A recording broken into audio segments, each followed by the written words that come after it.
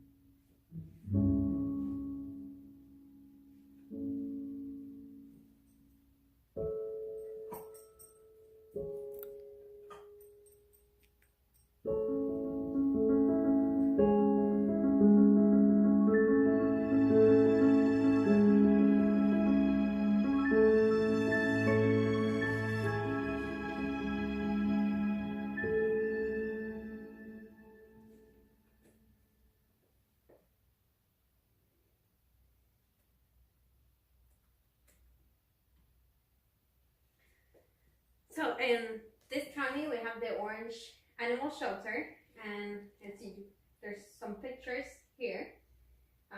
Sometimes, depending on where the animal comes from, they might either be isolated or they can have, if they're brothers or they know each other, sometimes they can be put together. But adopting an animal versus buying can be relatively cheap. And actually in the county, adopting a dog is $55 and cats are $45, and that comes with spay and neuter, comes with the shots, a microchip, and if they need a medication, it comes with it. Just animals at the shelter are better off than actually buying a pet from a pup mill. It's just they're treated better, even though they're still in cages and it's not the ideal place for an animal to be. They're just treated more humanely than they would at other places where they just breed them to get more money off of an animal than what they're being offered. So the importance of spay and neuter is that it reduces the markings that animals do, reduces aggression, it lowers cancer, overpopulation, which is the issue we have today, and it increases the lifespan animal for 3 to 5 years. So going back to the puppy mills, they actually overbreed animals. A dog can have like 2 pregnancies in the span of a year, and they force the dogs to do this. And around when they're 5 years old, they already are so devastated and they can't even produce. And when they have the babies, they have more than one, and there's not enough homes for all those animals out there.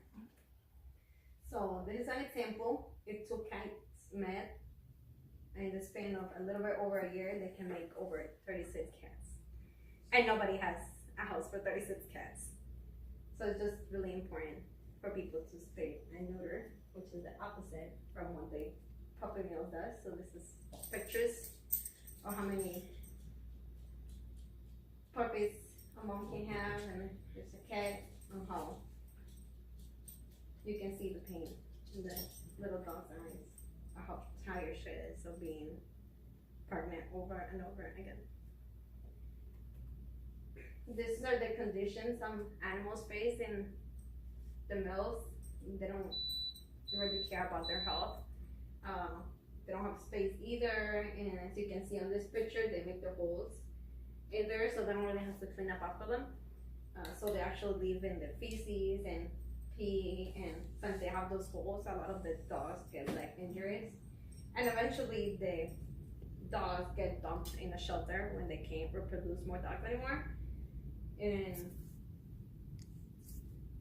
a lot of the dogs that come from puppy mills are sick with parasites and other health issues, so they're not kept in well conditions. So this is some statistics.